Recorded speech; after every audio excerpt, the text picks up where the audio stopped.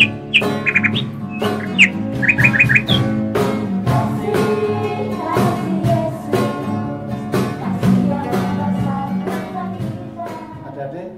sebelum kita mulai ibadah online pada hari ini, kita akan berdoa dulu.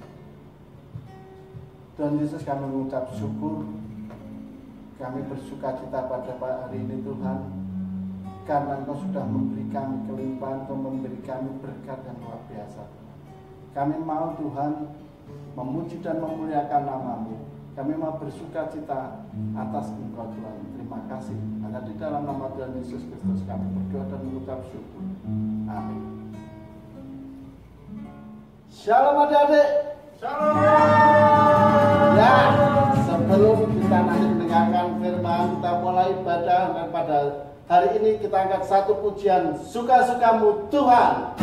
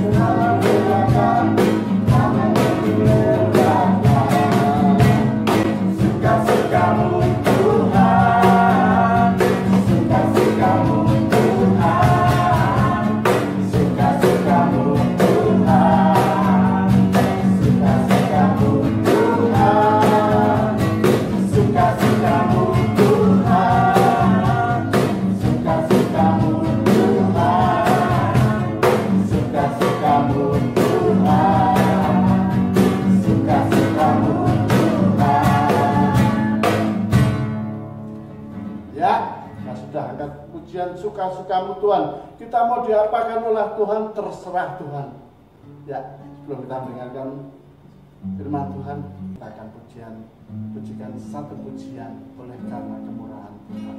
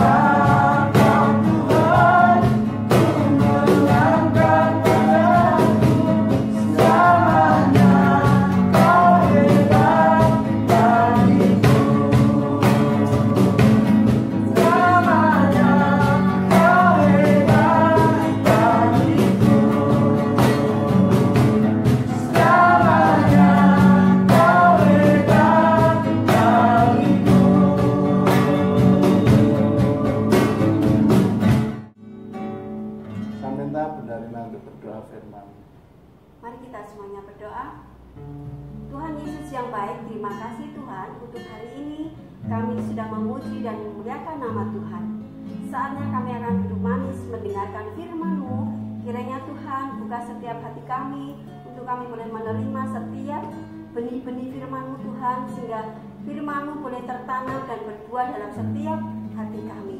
Berkati Tuhan anak-anak yang saat ini mengikuti firman Tuhan, berkati juga orang tuanya, berkati kami semua Tuhan. Jadikan kami pelita-Mu Tuhan, jadikan kami Tuhan saksi-Mu. Dalam nama Tuhan Yesus kami siap mendengarkan firman Tuhan. Haleluya, amin. Shalom adik-adik yang terkasih dalam Tuhan. Dan tiba saatnya kita akan mendengarkan firman Tuhan. Hari ini firman Tuhan kita akan belajar tentang satu tokoh di dalam Alkitab yang memperjuangkan keadilan.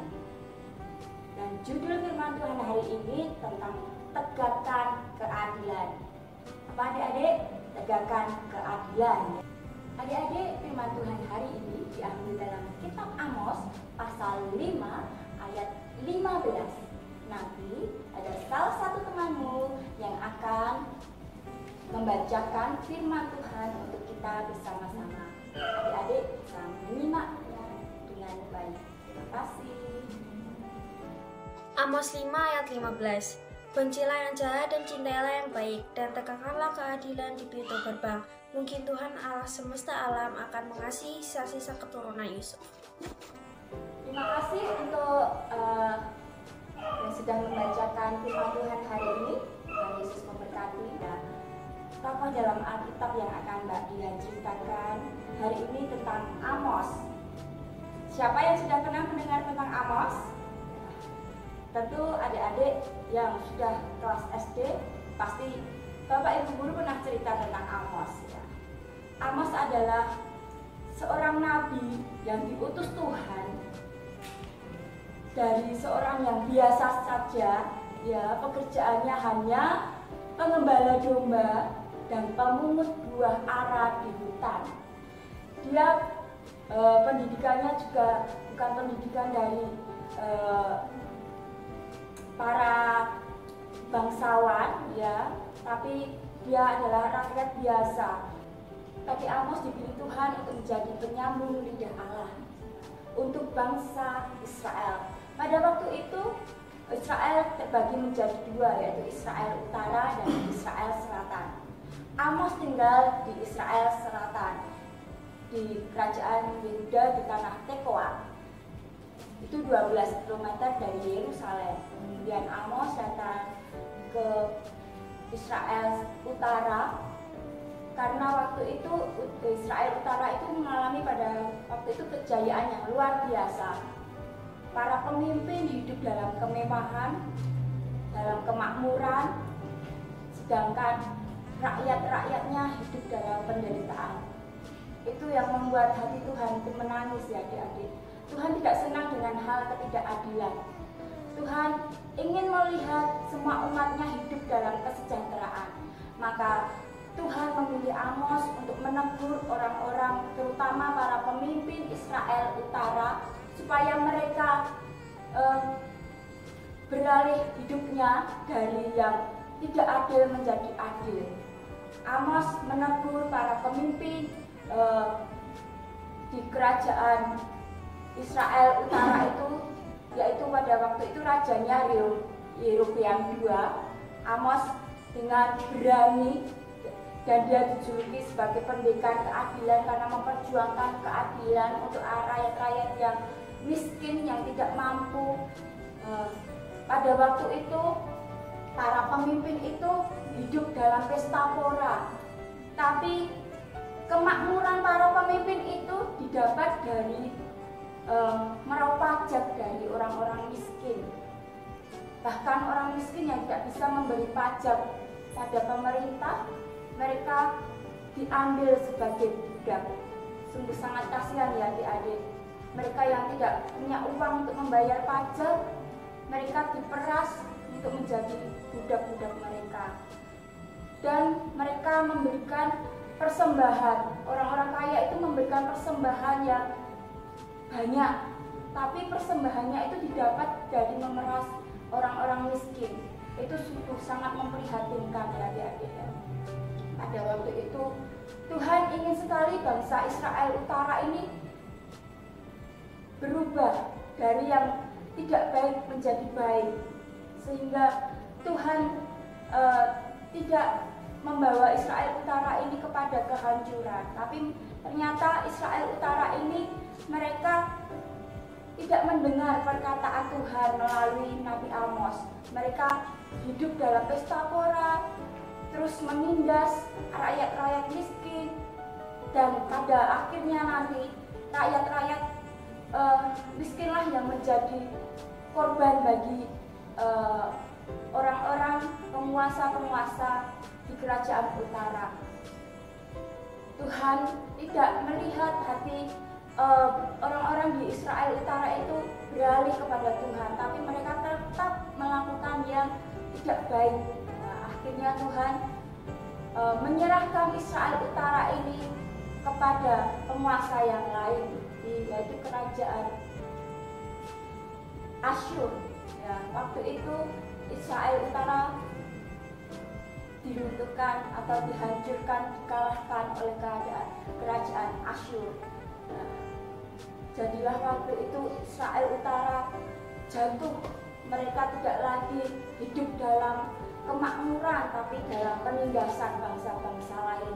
Tapi juga melalui Nabi Amos ini, Tuhan menjanjikan suatu pemulihan bagi bangsa Israel, bahkan bangsa-bangsa lain, yaitu kedatangan Sang Mesias.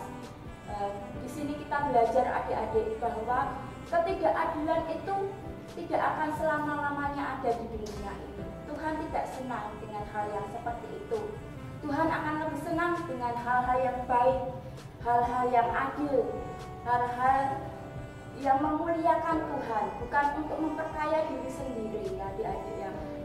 Kita belajar dari hal yang kecil dulu di dalam lingkup kita. Jika kita merasa diberkati adik-adik, diberkati Tuhan, siapa di sini adik-adik yang merasa diberkati Tuhan, angkat tangan.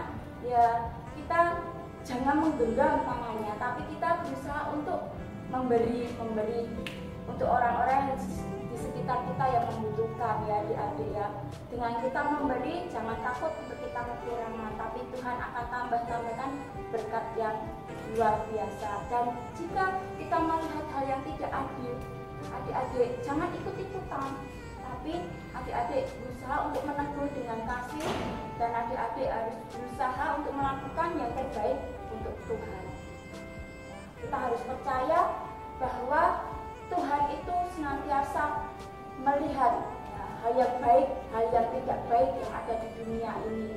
Tuhan ingin sekali semua orang, semua umatnya hidup dalam kehendak Tuhan Yesus. Itu firman Tuhan yang bisa Mbak Dian sampaikan hari ini. Terima kasih adik-adik untuk waktunya, dan kita akan satu di dalam doa. Tuhan Yesus yang baik, terima kasih untuk firman-Mu hari ini. Kami belajar dari Amos Tuhan yang menegakkan keadilan dengan begitu berani karena Engkau memilih dia untuk menjadi penyambung lidah Allah. Tuhan, Kau juga bisa memakai kami untuk mewartakan firman-Mu pada setiap orang yang ada di sekitar kami. Mampukan kami Tuhan untuk kami menjadi pelaku-pelaku firman-Mu. Kami terima kasih Tuhan untuk segala berkat anugerah yang Tuhan beri bagi kami, dan ajari kami untuk kami juga mampu memberi yang terbaik untuk orang-orang dan di sekitar kami, dan terlebih kepada Tuhan Yesus. Terima kasih Tuhan Yesus, di dalam nama-Mu kami berdoa dan kami mengucap syukur. Haleluya. Amin. Teman-teman, kan tadi kita sudah mendengarkan firman Tuhan, dan sekarang kita mau ajak teman-teman di rumah untuk bangkit berdiri. Kita mau memuji Tuhan dengan satu pujian. Yuk.